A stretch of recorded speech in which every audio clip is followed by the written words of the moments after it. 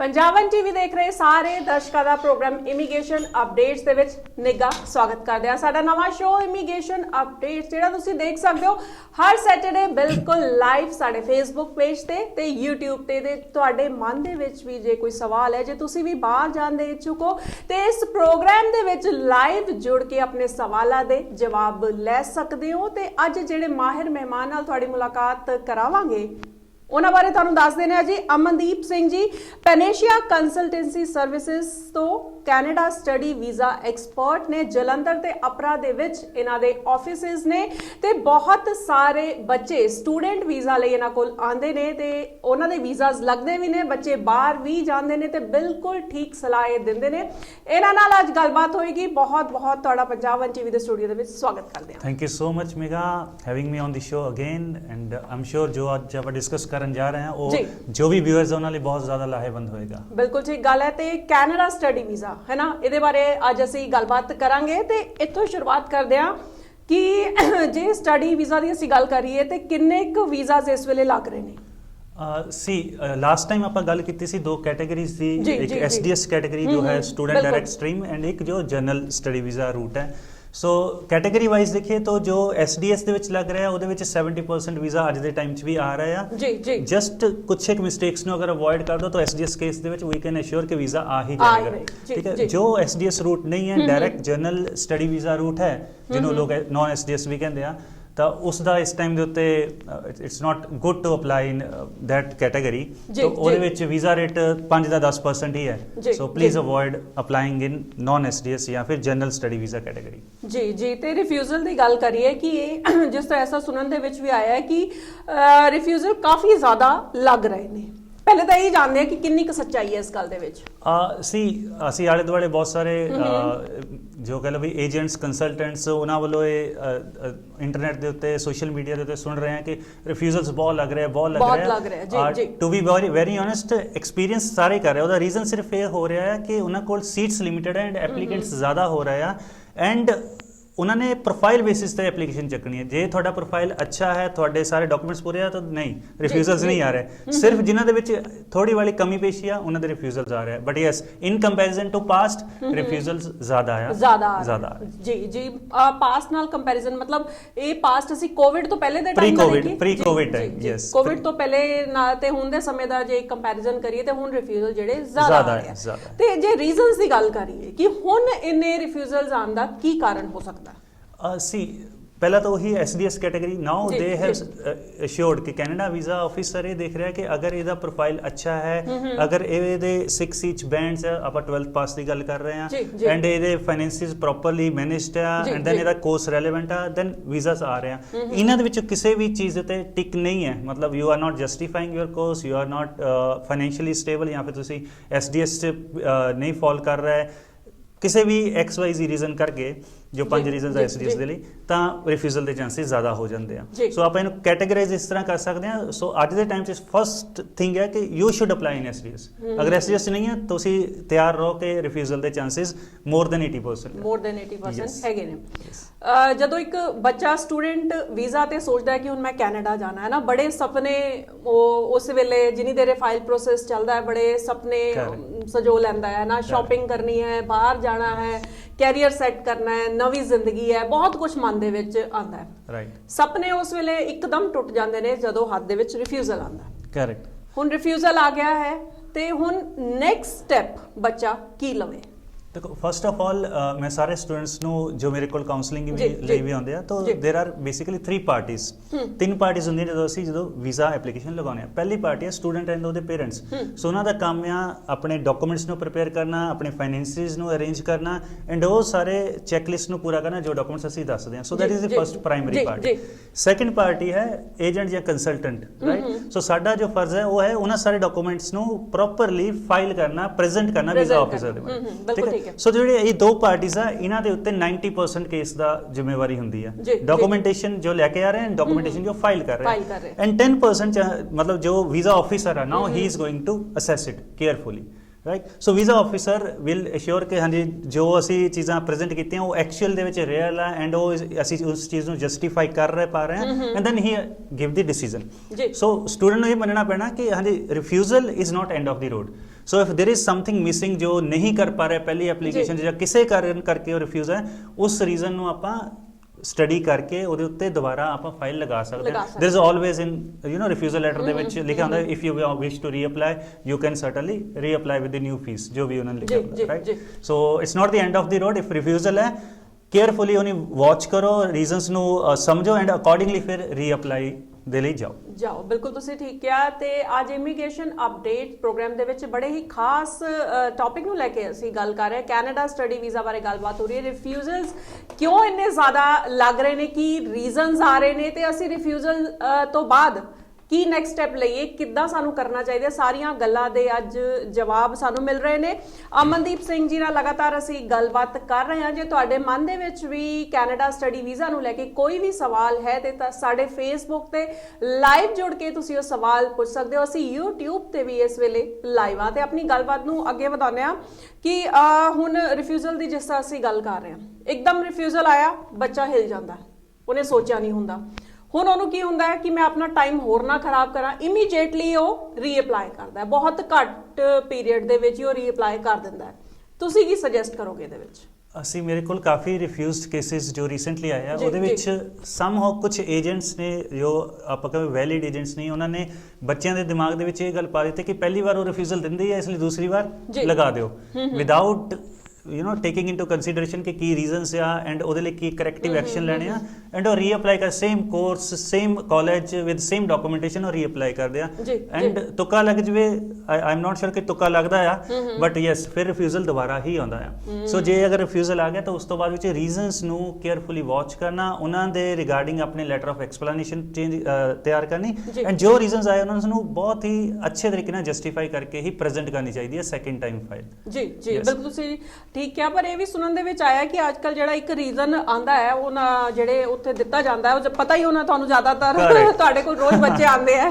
ਜੀ ਸੋ primary reason ਜੋ ਆ ਰਿਹਾ that is I am not satisfied that you will leave the Canada at the end of your stay as stipulated in the section 216 bracket ਦੇ ਵਿੱਚ 1. So this is the one thing.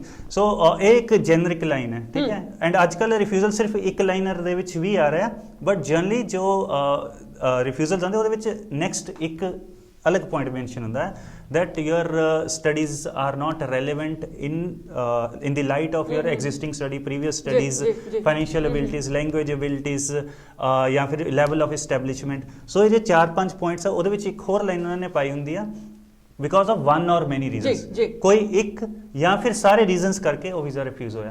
ਹੁਣ ਉਹ one or many ਜਿਹਦੇ ਵਿੱਚ mention ਹੈ ਉਸ case ਨੂੰ ਅਲੱਗ ਤਰ੍ਹਾਂ ਜਸਟੀਫਾਈ ਕੀਤਾ ਜਾਂਦਾ, ਜਿਹਦੇ ਵਿੱਚ ਉਹ ਲਾਈਨ ਨਹੀਂ ਮੈਂਸ਼ਨ ਹੈ ਉਹਨੂੰ ਅਲੱਗ ਤਰੀਕੇ ਨਾਲ ਜਸਟੀਫਾਈ ਕੀਤਾ ਜਾਂਦਾ ਹੈ। ਸੋ ਇਹ ਜੋ ਰੀਜ਼ਨਸ ਆਉਂਦੇ ਇਹਨਾਂ ਨੂੰ one by one ਆਪਾਂ ਐਕਸਪਲੇਨ ਕਰ ਸਕਦੇ ਹਾਂ ਆਪਣੀ ਜੋ ਲੈਟਰ ਆਫ ਐਕਸਪਲੇਨੇਸ਼ਨ ਹੈ ਜਿਹਨੂੰ ਆਪਾਂ ਐਸਓਪੀ ਕਹਿੰਦੇ ਹਾਂ। ਜੀ ਇਹਦਾ ਮਤਲਬ ਹੈ ਕਿ ਜਦੋਂ ਅਸੀਂ ਰਿਫਿਊਜ਼ਲ ਤੋਂ ਬਾਅਦ ਰੀਅਪਲਾਈ ਕਰਨ ਜਾ ਰਹੇ ਹਾਂ ਤੇ ਉਹਦੇ ਲਈ ਸਾਨੂੰ ਇੱਕ ਨਵੀਂ ਐਸਓਪੀ ਜਿਹੜੀ ਉਹ ਤਿਆਰ ਕਰਨੀ ਪਏਗੀ। 100% SOP means that statement of purpose ਜੋ second time ਆਪਾਂ ਕਹਿੰਦੇ ਆਪਾਂ ਉਹਨੂੰ LOE ਕਹਿ ਦਿੰਦੇ ਹਾਂ, letter of explanation, but it's the same thing. So LOE ਦੇ ਵਿੱਚ ਅਸੀਂ ਉਹਨਾਂ ਸਾਰੇ ਪੁਆਇੰਟਸ ਨੂੰ ਜਸਟੀਫਾਈ ਕਰਦੇ ਹਾਂ ਜੋ ਆਏ ਹੋਏ ਆ। ਤਾਂ I'll just quickly wrap up ਕਿੰਨੇ ਪੁਆਇੰਟਸ। ਸੋ ਪਹਿਲਾ ਪੁਆਇੰਟ ਹੁੰਦਾ ਅਗਰ ਆ ਗਿਆ ਵੀ proposed studies are not relevant. For example ਇੱਕ ਬੱਚਾ ਕਾਮਰਸ ਬੈਕਗ੍ਰਾਉਂਡ ਤੋਂ ਉਹਨੇ +2 ਕਾਮਰਸ ਦੇ ਵਿੱਚ ਕੀਤੀ ਆ ਐਂਡ ਕਾਫੀ ਵਾਰ ਦੇਖਿਆ ਕਿ ਕੁਝ ਇੱਕ ਬੱਚੇ ਹਸਪਿਟੈਲਿਟੀ ਜਾਂ ਫਿਰ ਟੂਰਿਜ਼ਮ ਦੇ ਵਿੱਚ ਅਪਲਾਈ ਕਰਦੇ ਆ ਬਟ ਜਦੋਂ ਤੁਸੀਂ ਕਾਮਰਸ ਬੈਕਗ੍ਰਾਉਂਡ ਤੋਂ ਆ ਤਾਂ ਰੈਲੇਵੈਂਟ ਕੋਰਸ ਜੋ ਬਣ ਰਿਹਾ ਉਹ ਜਾਂ ਤਾਂ ਅਕਾਊਂਟੈਂਸੀ ਹੋਏਗਾ ਅਗਰ ਤੁਹਾਡਾ ਇੰਟਰਸਟ ਹੈ ਜਾਂ ਬਿਜ਼ਨਸ ਹੋਏਗਾ, ਠੀਕ ਹੈ। ਬਟ ਤੁਸੀਂ ਹੋਟਲ ਮੈਨੇਜਮੈਂਟ ਦੇ ਵਿੱਚ ਜਾਂ ਟੂਰਿਜ਼ਮ ਦੇ ਵਿੱਚ ਅਪਲਾਈ ਕਰੋਗੇ there are higher chances that you will get refusal, right. Second ਆ ਗਿਆ ਫਾਈਨੈਂਸ਼ੀਅਲ ਐਬਿਲਿਟੀਜ਼। ਅਗਰ ਤੁਸੀਂ SDS ਦੇ ਵਿੱਚ ਹੋ ਤਾਂ ਇਹ ਰੀਜ਼ਨ ਆਉਣ ਦਾ ਕੋਈ ਤੁਕ ਨਹੀਂ ਹੈ।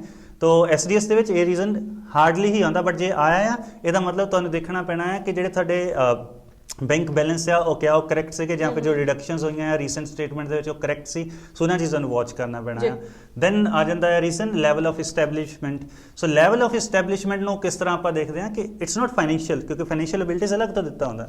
ਸੋ ਲੈਵਲ ਆਫ ਇਸਟੈਬਲਿਸ਼ਮੈਂਟ ਮਤਲਬ ਜੋ ਵੀ ਤੁਹਾਡੇ ਸਪਾਂਸਰ ਤੁਹਾਡੇ ਪੇਰੈਂਟਸ ਆ ਉਹਨਾਂ ਦੀਆਂ ITRs ਹੈ ਪਿਛਲੇ 3 ਸਾਲ ਦੀਆਂ ਐਟਲੀਸਟ 2 ਸਾਲ ਦੀਆਂ, ਤੇ ਉਹ ਜੋ ਬਿਜ਼ਨਸ ਕਰ ਰਿਹਾ ਜਾਂ ਜੌਬ ਕਰ ਰਿਹਾ ਉਹਨਾਂ ਦੇ ਪ੍ਰੂਫ ਆਪਾਂ ਲਗਾਏ ਹੋਏ ਆ ਵੀ ਉਹ ਇੱਥੇ ਵੈਲ ਸੈਟਲਡ ਆ। ਸੋ ਲੈਵਲ ਆਫ ਇਸਟੈਬਲਿਸ਼ਮੈਂਟ ਨੂੰ ਅਸੀਂ ਪ੍ਰੋਪਰ ਜਸਟੀਫਾਈ ਕਰਨਾ। then language abilities, ਜੀ। your IELTS score. So what we have seen mega कि काफ़ी PG ਕੋਰਸਿਸ ਲਈ ਬੱਚੇ ਅਪਲਾਈ ਕਰਦੇ ਆ ਤਾਂ 6 each ਦੇ ਵਿੱਚ ਤਾਂ ਆ ਜਾਂਦੇ ਆ ਉਹ ਜੀ ਜੀ 6 each ਦੇ ਵਿੱਚ ਆ ਗਏ ਤਾਂ ਮਤਲਬ SDS ਦੇ ਵਿੱਚ ਆ ਗਏ ਉਹਨਾਂ ਨੇ ਕੇਸ ਫਾਈਲ ਕੀਤਾ ਠੀਕ ਹੈ ਬਟ ਕਈ ਵਾਰ ਉਹਨਾਂ ਦੇ ਉੱਤੇ ਵੀ ਆ ਜਾਂਦਾ ਹੈ ਕਿ ਤੁਹਾਡੀ ਲੈਂਗੁਏਜ ਐਬਿਲਿਟੀਜ਼ ਕਰਕੇ ਸੋ ਵਾਟ ਹੈਪਨਸ ਕੁਝ ਯੂਨੀਵਰਸਿਟੀਜ਼ ਕੁਝ ਕਾਲਜਿਸ ਜਾਂ ਕੁਝ ਰੀਜਨਸ ਪ੍ਰੋਵਿੰਸਿਸ ਦੇ ਵਿੱਚ 6.5 ਨਾਟ ਲੈਸ ਦੈਨ 6 ਨੂੰ ਹੀ SDS ਲਈ ਮੰਨਿਆ ਜਾਂਦਾ ਹੈ ਸੋ ਅਗਰ 6 each ਹੈ ਐਂਡ PG ਕੋਰਸ ਲਈ ਜਾ ਰਹੇ ਆ that is again not suggested 6.5 not less than 6 IELTS the score ਉਹ ਮੰਨਿਆ ਜਾਏਗਾ ਬਿਲਕੁਲ ਤੁਸੀਂ ਠੀਕ ਗੱਲ ਕਰ ਰਹੇ ਹੋ ਤੇ ਲਗਾਤਾਰ ਸਾਡੇ ਵਿਊਅਰਸ ਤੁਹਾਡੀ ਗੱਲਬਾਤ ਸੁਣ ਰਹੇ ਨੇ ਤੇ ਇੱਕ ਜਿਹੜਾ ਸਵਾਲ ਹੈ ਉਹ ਪਿਛਲੀ ਵਾਰੀ ਅਸੀਂ ਪ੍ਰੋਗਰਾਮ ਦੇ ਵਿੱਚ ਜਦੋਂ ਸੀਗਾ ਤੇ ਪ੍ਰੋਗਰਾਮ ਉਦੋਂ ਓਵਰ ਹੋ ਗਿਆ ਸੀ ਤੇ ਇੱਕ ਸਵਾਲ ਜਿਹੜਾ ਆਇਆ ਸੀ ਉਹ ਇਹ ਸੀ ਕਿ ਜੇ ਅਸੀਂ ਰੀਅਪਲਾਈ ਕਰਨਾ ਚਾਹੁੰਦੇ ਆ ਤੇ ਹੋਰ ਕਿਹੜੀਆਂ ਗੱਲਾਂ ਦਾ ਜਿਹੜਾ ਧਿਆਨ ਉਹ ਸਾਨੂੰ ਰੱਖਣਾ ਪਏਗਾ ਤਾਂ ਕਿ ਅੱਗੇ ਤੋਂ ਜਿਹੜੀ ਫਾਈਲ ਅਸੀਂ ਲਗਾ ਰਹੇ ਉਹਦੇ ਵਿੱਚ ਰਿਫਿਊਜ਼ਲ ਨਾ ਲੱਗੇ ਕਰੈਕਟ ਸਹੀ ਆਪਾਂ ਮਤਲਬ ਉਹੀ ਚੀਜ਼ਾਂ ਫਿਰ ਦੁਬਾਰਾ ਆ ਜਾਣੀਆਂ ਬਟ ਰੀਅਪਲਾਈ ਦੇ ਲਈ ਕਾਲੀ ਨਹੀਂ ਕਰਨੀ ਹਾਂ ਠੀਕ ਹੈ ਆਲਰੇਡੀ ਤੁਹਾਨੂੰ ਇੱਕ ਸ਼ੌਕ ਆਫ ਲਾਈਫ ਮਿਲਿਆ ਬਿਕੋਜ਼ ਯੂ ਇਵਨ ਤੁਹਾਡਾ ਏਜੰਟ ਜਾਂ ਕੰਸਲਟੈਂਟ ਉਹਨੂੰ ਵੀ ਤਾਂ ਹੀ ਇੱਕ ਤਰ੍ਹਾਂ ਬੈਨੀਫਿਟ ਆ ਅਗਰ ਤੁਹਾਡਾ ਵੀਜ਼ਾ ਲੱਗਦਾ ਆ ਰਾਈਟ ਸੋ ਉਹਦੇ ਲਈ ਵੀ ਸ਼ੌਕ ਆ ਤੁਹਾਡੇ ਲਈ ਵੀ ਸ਼ੌਕ ਆ right but then you need to recollect yourself and you need to justify again I mean propose studies ਅਗਰ ਕੋਰਸ ਰੈਲੇਵੈਂਟ ਨਹੀਂ ਹੈ ਤੁਸੀਂ ਆਪਣੀ ਖੁਦ ਦੀ ਰਿਸਰਚ ਕਰੋ ਆਪਣੇ ਏਜੰਟ ਨੂੰ ਜਾਂ ਕੰਸਲਟੈਂਟ ਨੂੰ ਕਨਵਿੰਸ ਕਰੋ ਕਿ ਬੌਸ ਮੇਰਾ ਇਹ ਕੋਰਸ ਜਿਹੜਾ ਤੁਸੀਂ ਅਪਲਾਈ ਕੀਤਾ ਸੀਗਾ ਮੈਂ ਤੁਹਾਨੂੰ ਪਹਿਲਾਂ ਵੀ ਕਿਹਾ ਸੀ ਬਟ ਹੁਣ ਵੀ ਕਹਿ ਰਿਹਾ ਵੀ ਇਹ ਸਹੀ ਨਹੀਂ ਹੈ ਸੋ ਉਹਨੂੰ ਕਨਵਿੰਸ ਕਰੋ ਕਿ ਨਹੀਂ this is not the right course for me ਠੀਕ ਹੈ and then ਅਗਰ SDS ਚ ਪਹਿਲਾਂ ਕੇਸ ਨਹੀਂ ਲਗਾ be sure next time ਅਗਰ ਵੀਜ਼ਾ ਲਗਾਉਣਾ SDS ਚ ਹੀ ਜਾਵੇ ਉਹ ਕਿਉਂਕਿ SDS ਨਹੀਂ ਲਗਾਇਆ ਦੂਸਰੀ ਵਾਰ ਵੀ SDS ਚ ਨਹੀਂ ਲਗਾਉਂਗੇ you will get refusal this is from the past experience we observed ਬਿਲਕੁਲ ਤੁਸੀਂ ਠੀਕ ਹੈ ਸੋ ਇਹ ਦੋ ਕੀ ਚੀਜ਼ਾਂ ਤੇ ਰੀਅਪਲਾਈ ਦੀ ਅਸੀਂ ਗੱਲ ਕਰ ਰਹੇ ਹਾਂ ਜੇ ਰਿਫਿਊਜ਼ਲ ਲੱਗ ਗਿਆ ਤੇ ਅਸੀਂ ਰੀਅਪਲਾਈ ਕਦੋਂ ਕਰਨਾ ਚਾਹੀਦਾ ਹੈ ਤੇ ਕਿਹੜੀਆਂ ਚੀਜ਼ਾਂ ਦਾ ਸਾਨੂੰ ਧਿਆਨ ਰੱਖਣਾ ਚਾਹੀਦਾ ਹੈ ਤੇ ਹੁਣ ਇਹ ਗੱਲ ਵੀ ਆ ਜਾਂਦੀ ਹੈ ਕਿ ਜੇ ਬੱਚੇ ਦਾ ਰਿਫਿਊਜ਼ਲ ਆਇਆ ਤੇ ਉਹਦੇ ਮਨ ਦੇ ਵਿੱਚ ਜੇ ਇਹ ਗੱਲ ਹੈ ਕਿ ਮੇਰੇ ਕੋਲੋਂ ਸ਼ਾਇਦ ਕਾਲਜ ਸਿਲੈਕਟ ਠੀਕ ਨਹੀਂ ਹੋਇਆ ਜਾਂ ਮੈਂ ਯੂਨੀਵਰਸਿਟੀ ਠੀਕ ਨਹੀਂ ਸਿਲੈਕਟ ਕੀਤੀ ਜਾਂ ਫਿਰ ਮੈਨੂੰ ਇਹ ਬਦਲ ਗਿਆ ਮੈਨੂੰ ਪ੍ਰੋਵਿੰਸ ਜਿਹੜੀ ਆ ਉਹ ਬਦਲ ਲੈਣੀ ਚਾਹੀਦੀ ਹੈ ਤੇ ਜਦੋਂ ਰੀਅਪਲਾਈ ਬੱਚਾ ਕਰ ਰਿਹਾ ਤੇ ਉਹ ਇਹ ਚੀਜ਼ਾਂ ਨੂੰ ਬਦਲ ਸਕਦਾ ਮੇਗਾ ਉਹਦੇ ਵਿੱਚ ਹੁਣ ਉਹਨਾਂ ਨੂੰ ਧਿਆਨ ਰੱਖਣਾ ਜੋ ਪਹਿਲੀ ਫਾਈਲ 'ਚ ਡਾਕੂਮੈਂਟੇਸ਼ਨ ਯੂਜ਼ ਕੀਤੀ ਆ ਜੋ ਪਹਿਲੀ ਫਾਈਲ ਦੇ ਵਿੱਚ ਜਸਟੀਫਿਕੇਸ਼ਨ ਇੱਕ ਕੋਰਸ ਨੂੰ ਲੈ ਕੇ ਤੁਸੀਂ ਦਿੱਤੀ ਆ ਤੁਸੀਂ ਉਸ ਚੀਜ਼ ਨੂੰ ਨਲ ਐਂਡ ਵੋਇਡ ਕਰਕੇ ਨਵੀਂ ਜਸਟੀਫਿਕੇਸ਼ਨ ਕਿਸ ਤਰ੍ਹਾਂ ਦੋਗੇ ਠੀਕ ਹੈ ਫੋਰ ਐਗਜ਼ਾਮਪਲ ਮੈਂ ਕਾਮਰਸ ਬੈਕਗ੍ਰਾਉਂਡ ਤੋਂ ਆ ਮੈਂ ਹੋਟਲ ਮੈਨੇਜਮੈਂਟ ਅਪਲਾਈ ਕੀਤਾ ਤੇ ਮੈਂ ਪੂਰੀ ਆਪਣੀ ਸ਼ਿੱਦਤ ਦੇ ਨਾਲ ਵਿੱਚ ਲਿਖ ਦਿੱਤਾ ਜੀ ਮੈਂ ਹੋਟਲ ਮੈਨੇਜਮੈਂਟ ਲਈ ਬਣਿਆ ਹੋਇਆ ਆ ਤੇ ਮੈਂ ਇਸੇ ਕੋਰਸ ਨੂੰ ਕਰਨਾ ਚਾਹੁੰਦਾ but then null and void so ਉਸ ਚੀਜ਼ ਨੂੰ ਤੁਸੀਂ ਕਿਸ ਤਰ੍ਹਾਂ ਨਲ ਐਂਡ ਵੋਇਡ ਕਰਕੇ ਨਵੀਂ ਚੀਜ਼ ਨੂੰ ਪੇਸ਼ ਕਰੋਗੇ that is going to affect ਕਿ ਤੁਸੀਂ ਪ੍ਰੋਵਿੰਸ ਚੇਂਜ ਕਰਨਾ ਕਾਲਜ ਚੇਂਜ ਕਰਨਾ ਕੋਰਸ ਚੇਂਜ ਕਰਨਾ ਸੋ ਉਹ ਜਸਟੀਫਿਕੇਸ਼ਨ ਦੇ ਬੇਸਿਸ ਦੇ ਉੱਤੇ ਹੀ ਵੀਜ਼ਾ ਦੇ ਚਾਂਸਸ ਵਧਣੇ ਆ ਠੀਕ ਹੈ that's where the role comes from consultants ਵੀ ਕੰਸਲਟੈਂਟਸ ਪੂਰੀ ਚੀਜ਼ ਨੂੰ ਸਟੱਡੀ ਕਰਦੇ ਆ ਜਦੋਂ ਵੀ ਰੀਅਪਲਾਈ ਕਰਨਾ ਤੁਹਾਡਾ ਕੰਸਲਟੈਂਟ ਤੁਹਾਡੇ ਕੋਲ ਟਾਈਮ ਮੰਗੇਗਾ ਐਂਡ ਉਹਨੂੰ ਜ਼ਰੂਰ ਦਿਓ ਕਿਉਂਕਿ ਉਹਨੇ ਦੇਖਣਾ ਹੈ ਕਿ ਤੁਹਾਡੇ ਡਾਕੂਮੈਂਟਸ ਕਿਹੜੇ ਯੂਜ਼ ਹੋਏ ਉਹਨੇ ਦੇਖਣਾ ਹੈ ਕਿ ਤੁਹਾਡੇ ਰਿਫਿਊਜ਼ਲ ਲੈਟਰ ਜਿਹੜੇ ਰੀਜ਼ਨ ਆਇਆ ਉਹਨਾਂ ਨੂੰ ਕਿੰਨੀ ਕੁ ਹੱਦ ਤੱਕ ਉਹ ਜਸਟੀਫਾਈ ਕਰ ਸਕਦਾ ਆਉਣ ਵਾਲੇ ਕੇਸ ਦੇ ਵਿੱਚ ਠੀਕ ਹੈ so that's how it is so not quickly but yes definitely ਪੂਰੇ ਪੋਜ਼ਿਟਿਵ ਪੁਆਇੰਟਸ ਇਕੱਠੇ ਕਰਕੇ ਫਿਰ ਅਪਲਾਈ ਕਰੋ ਐਂਡ ਪ੍ਰੋਵਿੰਸ ਚੇਂਜ ਕਰਨਾ ਹੈ ਕੋਰਸ ਚੇਂਜ ਕਰਨਾ ਹੈ ਦੈਟਸ ਪੋਸੀਬਲ ਅਮਨਦੀਪ ਜੀ ਇਦਾਂ ਵੀ ਹੁੰਦਾ ਹੈ ਕਿ ਜਿੱਦਾਂ ਬੱਚਿਆਂ ਦੀ ਜਿਹੜੀ ਫਾਈਲਸ ਹੈ ਉਹ ਵੀਜ਼ਾ ਆਫਿਸਰਸ ਕੋਲ ਪਹੁੰਚੀ ਹੈ ਤੇ ਉਹ ਬਿਨਾਂ ਦੇਖੇ ਹੀ ਰਿਫਿਊਜ਼ ਕਰ ਦਿੰਦੇ ਮਤਲਬ ਇਦਾਂ ਸੁਣਨ ਦੇ ਵਿੱਚ ਆਇਆ ਬੱਚੇ ਜਿੱਦਾਂ ਇਦਾਂ ਗੱਲ ਕਰਦੇ ਨੇ ਕਿ ਸਾਡੀ ਫਾਈਲ ਪੜ੍ਹੀ ਨਹੀਂ ਗਈ ਹੈ ਇਹ ਬਿਨਾਂ ਪੜ੍ਹੇ ਹੀ ਰਿਫਿਊਜ਼ ਹੋ ਗਈ ਹੈ ਕਿ ਇਦਾਂ ਵੀ ਹੁੰਦਾ ਹੈ ਕਿ ਉਹ ਬਿਨਾਂ ਪੜ੍ਹੇ ਹੀ ਰਿਫਿਊਜ਼ ਕਰ ਦਿੰਦੇ ਨੇ ਸੀ ਆਈ ਮੀਨ ਈਵਨ ਸਾਡੇ ਕੋਲ ਵੀ ਬੱਚੇ ਆਉਂਦੇ ਤਾਂ ਉਹ ਕਹਿੰਦੇ ਵੀ ਮੇਰਾ ਰਿਫਿਊਜ਼ ਹੋਇਆ ਜੀ ਉਹ ਏਜੰਟ ਨੇ ਦੇਖੀ ਵੀਜ਼ਾ ਆਫਿਸਰ ਨੇ ਦੇਖੀ ਹੀ ਨਹੀਂ ਉਹਨਾਂ ਨੇ ਬਿਨਾਂ ਦੇਖੇ ਰਿਫਿਊਜ਼ਲ ਲਗਾ ਦਿੱਤਾ ਸੀ ਮੈਕੈਨਿਜ਼ਮ ਹੈ ਉੱਥੇ ਇੱਕ ਠੀਕ ਹੈ ਫਾਈਲਸ ਨੂੰ ਵੈਰੀਫਾਈ ਕਰਨ ਦਾ ਫਾਈਲਸ ਨੂੰ ਉਹਦੇ ਉੱਤੇ ਡਿਸੀਜਨ ਦੇਣ ਦਾ ਸੋ ਹਰ ਇੱਕ ਸਟੈਪ ਦੇ ਉੱਤੇ ਉਹਨਾਂ ਨੇ ਇੱਕ ਰਿਮਾਰਕਸ ਦੇਣੇ ਹੁੰਦੇ ਆ ਸੋ ਵੀਜ਼ਾ ਆਫਿਸਰ ਜਸਟ ਅੱਖਾਂ ਬੰਦ ਕਰਕੇ ਮੈਨੂੰ ਇਹਦਾ ਨਾਮ ਨਹੀਂ ਪਸੰਦ ਆਇਆ ਜਾਂ ਮੈਨੂੰ ਇਹਦੇ ਪਿੰਡ ਨਹੀਂ ਪਸੰਦ ਆਇਆ ਜਾਂ ਕੋਰਸ ਨਹੀਂ ਪਸੰਦ ਆਇਆ ਉਹ ਰਿਫਿਊਜ਼ਲ ਨਹੀਂ ਦੇ ਸਕਦੇ there is a mechanism ਸੋ ਉਹਦੇ ਗੋ ਥਰੂ ਹੁੰਦੇ ਆ ਉਹ ਤੁਹਾਡੇ SOP ਪੜ੍ਹਦੇ ਆ ਉਹ ਤੁਹਾਡੇ ਡਾਕੂਮੈਂਟਸ ਨੂੰ ਦੇਖਦੇ ਆ ਐਂਡ ਉਸ ਤੋਂ ਬਾਅਦ ਰੀਜ਼ਨਸ ਦਿੰਦੇ ਆ ਇਸੇ ਦੇ ਲਈ ਨੈਕਸਟ ਲੈਵਲ ਤੇ ਕੇਪਸ ਨੋਟਸ ਜਾਂ ਆਪਾਂ GCMS ਕਹਿੰਦੇ ਆ ਸੋ ਉਹ ਪਿਕਚਰ ਚ ਆਉਂਦੇ ਆ ਜੇ ਤੁਹਾਨੂੰ ਪਤਾ ਲੱਗੇ ਕਿ ਹਾਂਜੀ ਵੀਜ਼ਾ ਆਫਿਸਰ ਨੇ ਕੀ ਰਿਮਾਰਕਸ ਦੇ ਕੇ ਰਿਫਿਊਜ਼ ਕੀਤਾ ਉਹ ਸਾਨੂੰ ਕੇਪਸ ਨੋਟਸ ਐਂਡ GCMS ਤੋਂ ਪਤਾ ਲੱਗ ਜਾਂਦਾ ਤੇ ਕੇਪਸ ਨੋਟ ਦਾ ਜੇ ਵੀਜ਼ਾ ਰਿਫਿਊਜ਼ ਹੋ ਜਾਂਦਾ ਉਹਦੇ ਵਿੱਚ ਕੀ ਅਹਿਮ ਰੋਲ ਹੈ see it's like it's a proper document ਜਿਹੜਾ ਕਹਿੰਦੇ ਵੀ 40 ਤੋਂ ਲੈ ਕੇ 60-70 ਪੇਜਿਸ ਦਾ ਹੁੰਦਾ ਹੈ ਇਸ ਡਾਕੂਮੈਂਟ ਦੇ ਵਿੱਚ ਹਰ ਇੱਕ ਚੀਜ਼ ਮੈਂਸ਼ਨ ਹੁੰਦੀ ਹੈ ਕਿਹੜੀ ਸਟੇਜਿਸ ਤੋਂ ਤੁਹਾਡੀ ਐਪਲੀਕੇਸ਼ਨ ਲੰਘੀ ਹੈ ਉੱਥੇ ਕੀ ਰਿਮਾਰਕਸ ਵੀਜ਼ਾ ਆਫਿਸਰ ਨੇ ਦਿੱਤੇ ਆ ਹੁਣ ਇਹਦੇ ਵਿੱਚ ਵੀ ਕੈਟਾਗਰੀਜ਼ ਹੁੰਦੀਆਂ ਕੇਪਸ ਨੋਟਸ ਦੇ ਵਿੱਚ ਇੱਕ ਜੈਨਰਿਕ ਤੁਹਾਨੂੰ ਫਾਰਮੈਟ ਆ ਗਿਆ ਜੋ ਕਿ ਸ਼ਾਇਦ ਹਰ ਇੱਕ ਦੇ ਸਮਝਣ ਦੀ ਬਸ ਦੀ ਗੱਲ ਨਹੀਂ ਸੋ ਇੱਕ ਐਕਸਪਰਟ ਚਾਹੀਦਾ ਉਸ ਚੀਜ਼ ਨੂੰ ਆਈ ਵੁੱਡ ਸੇ ਇੰਟਰਪ੍ਰੀਟ ਕਰਨ ਦੇ ਲਈ ਵੀ ਕੀ ਚੀਜ਼ਾਂ ਉਹਦੇ ਵਿੱਚ ਮੈਂਸ਼ਨ ਆ, ਠੀਕ ਹੈ। ਐਂਡ ਇੱਕ ਡਿਟੇਲਡ ਕੇਪਸ ਨੋਟਸ ਵੀ ਆਉਂਦਾ ਵਿਦ ਰਿਮਾਰਕਸ, ਸੋ ਸਟੂਡੈਂਟਸ ਦੇ ਉੱਤੇ ਹੁੰਦਾ ਵੀ ਉਹਨੇ ਕਿੰਨੇ ਕੁ ਪੈਸੇ ਖਰਚਣੇ, ਉਸ ਹਿਸਾਬ ਦੇ ਨਾਲ ਕੇਪਸ ਨੋਟਸ ਆਪਾਂ ਨਿਕਲਵਾ ਲੈਂਦੇ ਆ। ਜੀ ਜੀ, ਇੱਕ ਵਿਊਅਰ ਸਾਡੇ ਦੇਖ ਰਹੇ ਨੇ ਪ੍ਰੋਗਰਾਮ, ਉਹ ਗ੍ਰੇਟ ਇਨਫੋਰਮੇਸ਼ਨ ਹੈ ਐਸਾ ਕਮੈਂਟ ਤੁਹਾਡੇ ਲਈ ਕਰ ਰਹੇ ਨੇ, ਰੂਬਲ ਸ਼ਰਮਾ ਜੀ, ਬਹੁਤ ਬਹੁਤ ਸ਼ੁਕਰੀਆ ਉਹਨਾਂ ਦਾ ਅਸੀਂ ਅਦਾ ਕਰਦੇ ਹਾਂ ਤੇ ਆਪਣੀ ਗੱਲਬਾਤ ਨੂੰ ਅੱਗੇ ਵਧਾਉਂਦੇ ਹਾਂ ਕਿ ਜਿਸ ਤਰ੍ਹਾਂ ਪ੍ਰੋਗਰਾਮ ਦੇ ਵਿੱਚ ਜਦੋਂ ਆਪਾਂ ਪ੍ਰੋਪਰ ਕੈਨੇਡਾ ਸਟੱਡੀ ਵੀਜ਼ਾ ਦੀ ਗੱਲ ਕੀਤੀ ਸੀ, ਤੁਸੀਂ ਖਰਚੇ ਬਾਰੇ ਵੀ ਸਾਨੂੰ ਦੱਸਿਆ ਸੀ ਕਿ ਇੰਨਾ ਖਰਚਾ ਲਗਭਗ ਜਿਹੜਾ ਉਹ ਆ ਜਾਂਦਾ।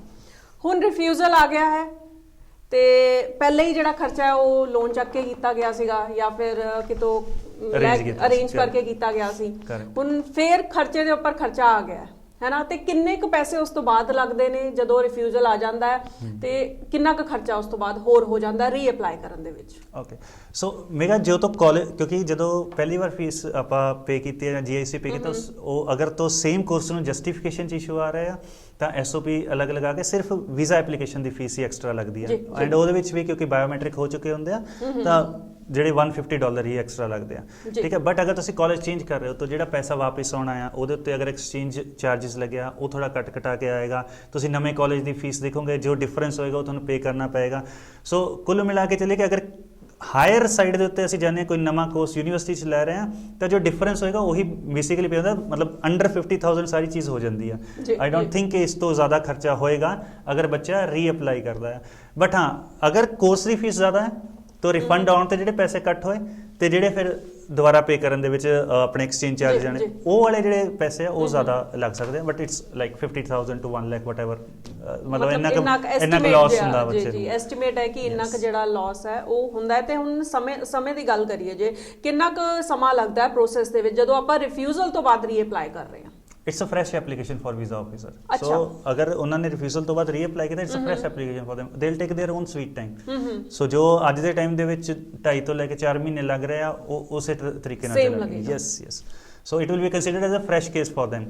ਹੁਣ ਉਹਦੇ ਵਿੱਚ ਅਸੀਂ ਆਪਣੀ ਡਾਕੂਮੈਂਟੇਸ਼ਨ ਪੁਰਾਣੇ ਲਗਾ ਰਹੇ ਬਟ ਉਹਨਾਂ ਲਈ ਉਹ ਕੇਸ ਨਵਾਂ ਹੈ ਜੀ। ਤੇ ਕਈ ਚੀਜ਼ਾਂ ਜਿਹੜੇ ਬੱਚੇ ਅਕਸਰ ਪੁੱਛਦੇ ਨੇ ਉਹ ਇਹ ਕਿ ਇੱਕ ਵਾਰੀ ਜੇ ਸਾਡਾ ਰਿਫਿਊਜ਼ਲ ਆ ਗਿਆ ਤੇ ਸਾਨੂੰ ਕੀ ਮੈਡੀਕਲ ਵਗੈਰਾ ਵੀ ਦੁਬਾਰਾ ਕਰਵਾਉਣਾ ਪਏਗਾ ਜਾਂ ਫਿਰ ਮਤਲਬ ਹੋਰ ਜਿਹੜੇ ਪ੍ਰੋਸੀਜਰ ਵਿੱਚ ਹੁੰਦੇ ਨੇ ਉਹ ਸਾਰੇ ਦੁਬਾਰਾ ਹੋਣਗੇ ਕਿ ਸਭ ਕੁਝ ਉਦਾਂ ਹੀ ਚੱਲੇਗਾ ਜਿੱਦਾਂ ਜੋ ਕੁਝ ਪਹਿਲੀ ਫਾਈਲ ਦੇ ਵਿੱਚ ਚੱਲਦਾ ਪਿਆ ਸੀਗਾ? Okay, C most of the things ਪਹਿਲੀ ਫਾਈਲ ਵਾਲੇ ਚੱਲ ਰਹੇ। ਮੈਡੀਕਲ ਦੀ ਵੈਲਿਡਿਟੀ 1 ਸਾਲ ਦੀ ਹੈ। ਅੱਛਾ, ਸੋ ਅਗਰ 1 ਸਾਲ ਤੋਂ ਜ਼ਿਆਦਾ ਟਾਈਮ ਹੋ ਗਿਆ, ਹਾਲਾਂਕਿ ਜੋ ਮੈਡੀਕਲ ਦੀ ਸਲਿੱਪ ਆਉਂਦੀ ਹੈ ਉਹਦੇ ਤੇ 2 ਸਾਲ ਦਾ ਜਾਂ 3 ਸਾਲ ਦਾ ਵਕਤ ਹੁੰਦਾ ਆ, ਬਟ ਐਕਚੁਅਲ ਦੇ ਵਿੱਚ ਕੈਨੇਡਾ ਐਮਬੈਸੀ 1 ਸਾਲ ਕੰਸੀਡਰ ਕਰਦੀ ਹੈ। ਅਗਰ 1 ਸਾਲ ਹੋਣ ਵਾਲਾ ਹੈ then you need to get it done.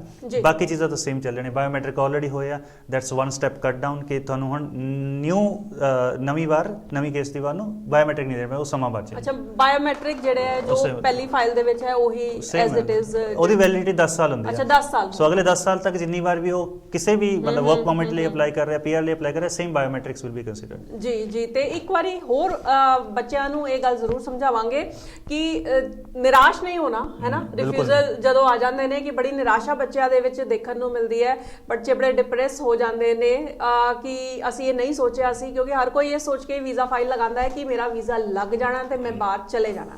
ਤੇ ਇੱਕ ਵਾਰੀ ਫੇਰ ਉਹਨਾਂ ਨੂੰ ਮੋਟੀਵੇਟ ਕਰਾਂਗੇ ਕਿ it's not the end of the road ਮੇਗਾ।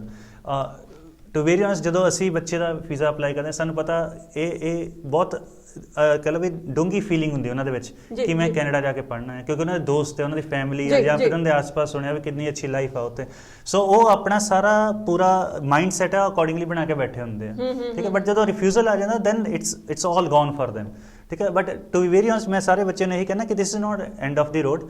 ਆਪਾਂ ਰੀਅਪਲਾਈ ਕਰ ਸਕਦੇ ਹਾਂ, ਪਲੱਸ ਆਪਾਂ ਨਵੀਂ ਤਰੀਕੇ ਨਾਲ ਕੇਸ ਨੂੰ ਦੇਖ ਕੇ ਅਗਰ ਵੇਟ ਕਰਨਾ ਬਣਦਾ, ਅਗਰ ਸਾਲ 2 ਸਾਲ 3 ਸਾਲ, ਕਿਉਂਕਿ ਕਈ ਵਾਰ +2 ਤੋਂ ਬਾਅਦ ਵਿੱਚ ਤੁਹਾਡੇ ਉਹ ਹਿੰਮਤ ਹੀ ਨਹੀਂ ਬਣ ਰਹੀ ਕਿ ਤੁਸੀਂ ਦੁਬਾਰਾ ਅਪਲਾਈ ਕਰੋ, then wait for next 2 or 3 years then apply ਕਰੋ। So it's not end of the road ਕਿ ਤੁਸੀਂ ਨਹੀਂ ਦੁਬਾਰਾ ਜਾ ਸਕਦੇ, ਯੂ ਕੈਨ ਗੋ, ਠੀਕ ਹੈ। ਸੋ ਨਿਰਾਸ਼ ਨਹੀਂ ਹੋਣਾ, it's part and parcel of life, ਠੀਕ ਹੈ। ਸੋ ਵੀਜ਼ਾ ਆਫਿਸਰ ਨੇ ਕੁਝ ਤਾਂ ਆਪਣੇ ਐਂਡ ਤੋਂ ਦੇਣਾ ਤੁਹਾਨੂੰ, ਠੀਕ ਹੈ। ਵੈਦਰ ਇਟ ਇਜ਼ ਰਿਫਿਊਜ਼ਲ ਔਰ ਐਕਸੈਪਟੈਂਸ, ਠੀਕ ਹੈ, ਐਕਸੈਪਟ ਦੈਟ। ਬਿਲਕੁਲ ਤੁਸੀਂ ਠੀਕ ਕਿਹਾ। ਇੱਕ ਸਾਡੇ ਨਾਲ ਵੀਵਰ ਜੁੜ ਗਏ ਨੇ, ਵਿਕਾਸ ਮੋਂਗੀਆ ਜੀ। ਇੱਕ ਸਵਾਲ ਉਹ ਪੁੱਛ ਰਹੇ ਨੇ, ਉਹ ਕਹਿ ਰਹੇ ਨੇ ਕਿ ਅਮਨ ਜੀ, ਨਿਊ ਪਾਸਪੋਰਟ ਦੇ ਬਾਰੇ ਜਿਹੜੀ ਇਨਫੋਰਮੇਸ਼ਨ ਹੈ ਉਹ ਜ਼ਰੂਰ ਸਾਂਝੀ ਕਰੋ, ਪਾਸਪੋਰਟ ਬਾਰੇ। ਰੀਸੈਂਟਲੀ ਬਜਟ ਦੇ ਵਿੱਚ ਜੋ ਸਾਡੇ ਫਾਈਨੈਂਸ ਮਿਨਿਸਟਰ ਉਹਨਾਂ ਨੇ ਇਹ ਪ੍ਰਪੋਜ਼ ਕੀਤਾ that they are coming up with E passport, but ਇਹਦੇ ਉੱਤੇ ਕੋਈ ਜ਼ਿਆਦਾ ਕਲੈਰਿਟੀ ਉਹਨਾਂ ਨੇ ਵੀ ਨਹੀਂ ਦਿੱਤੀ, ਬਿਕੋਜ਼ ਬਜਟ ਇੱਕ ਕਹ ਲਓ ਵੀ ਇੱਕ ਖਾਂਚਾ ਹੁੰਦਾ ਜੋ ਉਹਨਾਂ ਨੇ ਪੇਸ਼ ਕਰ ਦਿੱਤਾ, ਬਟ ਇਹਨੂੰ ਅਸਲੀ ਜਮਾ ਕਦੋਂ ਤੱਕ ਪਹਿਨਾਇਆ ਜਾਏਗਾ ਐਂਡ ਕਦੋਂ ਤੱਕ ਇਹ ਸਾਡੇ ਸਾਹਮਣੇ ਪੂਰੀ ਡਿਟੇਲਸ ਆਉਗੀਆਂ, we need to wait.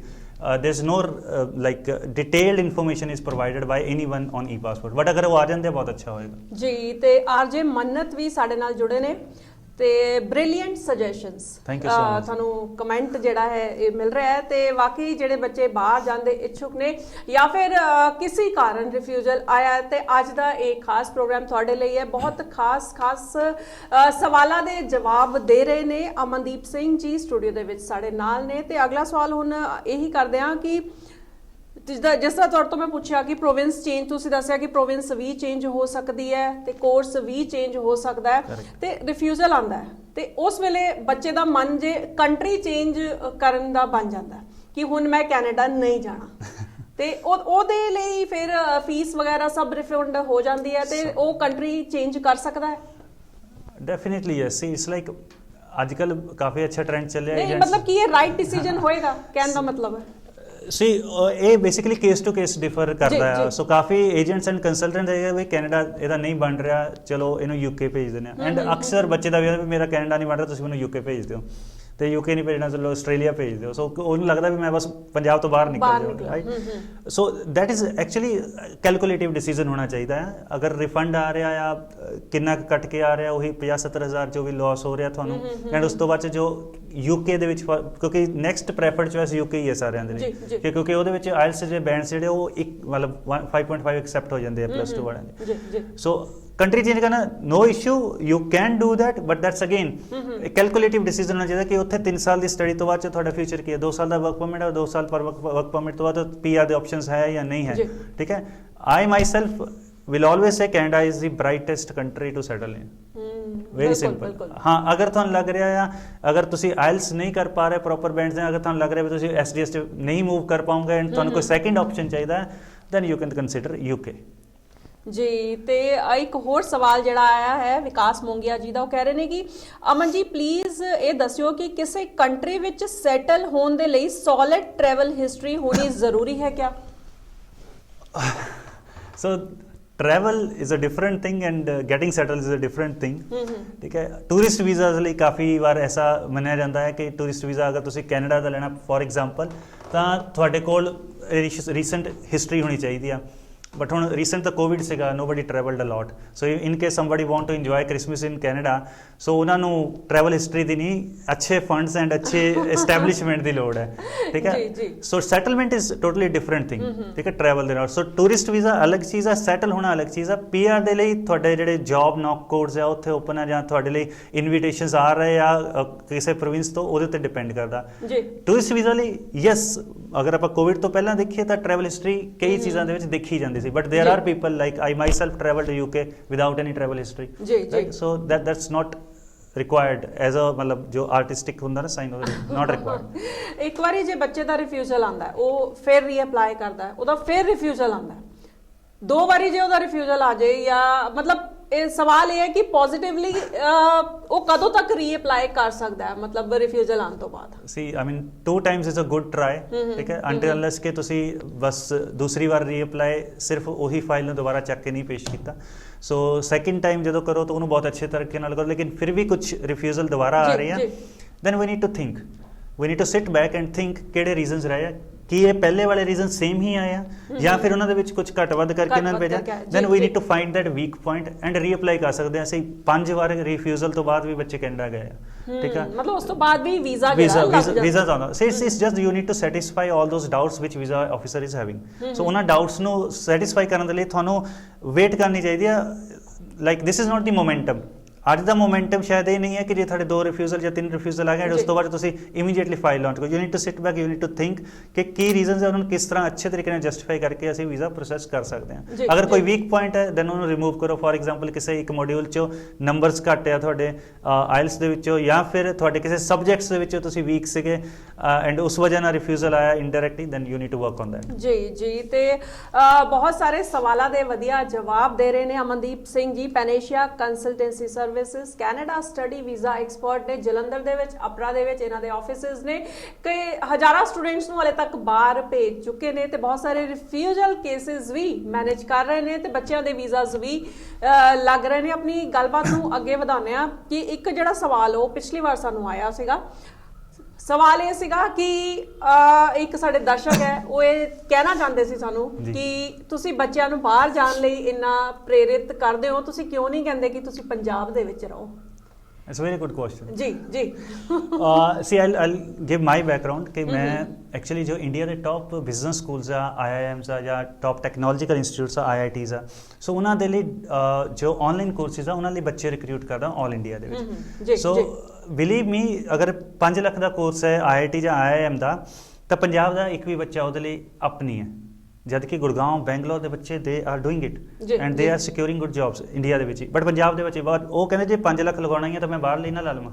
So this is the mindset ਜੋ ਸਾਡੇ ਪੰਜਾਬੀਆਂ ਦਾ ਬਣ ਗਿਆ ਕਿ ਇੱਥੇ ਕੁਝ ਨਹੀਂ ਬਣਨਾ। ਬਿਲਕੁਲ ਬਿਲਕੁਲ। ਐਂਡ ਸਾਡੇ ਕੋਲ ਕਾਫੀ ਬੱਚੇ ਹੁੰਦੇ, ਅਸੀਂ ਉਹਨਾਂ ਨੂੰ ਗਾਈਡ ਕਰਦੇ ਵੀ ਤੇਰਾ ਅੱਛਾ ਫਿਊਚਰ ਬਣ ਸਕਦਾ ਇੱਥੇ, ਤੁਸੀਂ ਇੰਜੀਨੀਅਰ ਬਣ ਸਕਦੇ ਆ। ਆਪਣੇ ਇੱਥੇ ਆਲੇ ਦੁਆਲੇ ਦੇਖੋ ਬਹੁਤ ਸਾਰੇ ਅੱਛੇ ਬੱਚੇ ਜੋ ਸੈਟਲਡ ਹੈ ਬੈਂਗਲੌਰ 'ਚ, ਹੈਦਰਾਬਾਦ 'ਚ। ਐਂਡ ਸਾਡੇ ਪੇਰੈਂਟਸ ਦੀ ਵੀ ਇੱਕ ਸੋਚ ਆ ਕਿ ਯਾਰ ਮੈਂ ਬਾਹਰ ਭੇਜ ਦੇਣਾ ਕੈਨੇਡਾ, ਬਟ ਮੈਂ ਦਿੱਲੀ ਗੁੜਗਾਉਂ ਆਪਣੀ ਬੇਟੀ ਨਹੀਂ ਭੇਜਣੀ। ਬਿਲਕੁਲ ਠੀਕ ਸੋ that mindset need to be changed। ਅਸੀਂ ਟਰਾਈ ਕੀਤਾ ਚੇਂਜ ਕਰਨ ਦਾ। ਮੈਂ ਇਸ profession ਦੇ ਵਿੱਚ ਉਦੋਂ ਆਇਆ ਜਦੋਂ ਮੈਨੂੰ ਲੱਗ ਗਿਆ ਕਿ ਹਾਂ ਜੀ ਇਹਨਾਂ ਨੇ ਬਾਹਰ ਜਾ ਕੇ ਹੀ ਮੰਨਣਾ ਹੈ, ਰਾਈਟ।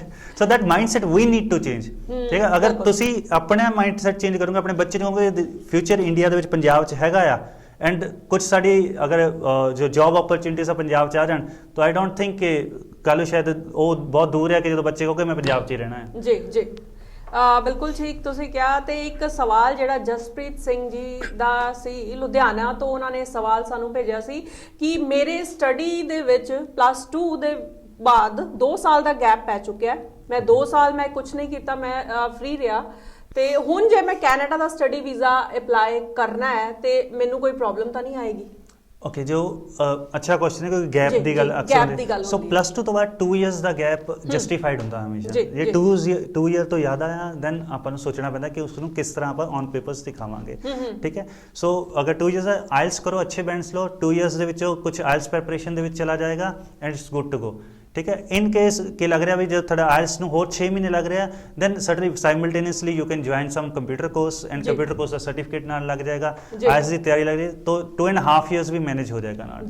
ਠੀਕ ਹੈ, ਬਿਲਕੁਲ ਤੁਸੀਂ ਠੀਕ ਕਿਹਾ। ਤੇ ਮੋਗਾ ਤੋਂ ਇੱਕ ਦਰਸ਼ਕ ਜਿਹੜੇ ਸਾਡੇ ਨਾਲ ਜੁੜੇ ਸੀ ਪਿਛਲੀ ਵਾਰ, ਉਹਨਾਂ ਦਾ ਇਹ ਸਵਾਲ ਸੀ ਕਿ ਜੇ ਅਸੀਂ ਬਾਹਰ ਜਾਣਾ ਚਾਹੁੰਦੇ ਹਾਂ, ਸਾਡਾ ਵੀਜ਼ਾ ਵੀ ਆ ਚੁੱਕਿਆ ਤੇ ਉਸ ਤੋਂ ਬਾਅਦ ਸਾਨੂੰ ਵੀਜ਼ਾ ਆਉਣ ਤੋਂ ਬਾਅਦ ਸਾਨੂੰ ਕਿੰਨੀ ਦੇਰ ਬਾਅਦ ਬਾਹਰ ਚਲੇ ਜਾਣਾ ਚਾਹੀਦਾ ਕਿ ਉਸ ਤੋਂ ਬਾਅਦ ਵੀ ਅਸੀਂ ਕੁਝ ਦੇਰ ਜੇ ਆਪਣੀ ਕੰਟਰੀ ਦੇ ਵਿੱਚ, ਆਪਣੇ ਪੰਜਾਬ ਦੇ ਵਿੱਚ ਰੁਕਦੇ ਹਾਂ ਤੇ ਉਹਦੇ ਨਾਲ ਸਾਨੂੰ ਕੋਈ ਨੁਕਸਾਨ ਤਾਂ ਨਹੀਂ ਹੋਏਗਾ, ਪ੍ਰੋਬਲਮ ਤਾਂ ਨਹੀਂ ਆਏਗੀ? ਨਹੀਂ, ਬਿਲਕੁਲ ਨਹੀਂ। ਸੀ ਜੋ ਇੱਕ ਟਾਈਮ ਲਾਈਨ ਦਿੱਤੀ ਹੋਈ ਕੈਨੇਡਾ ਨੇ ਪਾਰਟਿਕੂਲਰਲੀ ਇਟਸ 3 ਵੀਕਸ।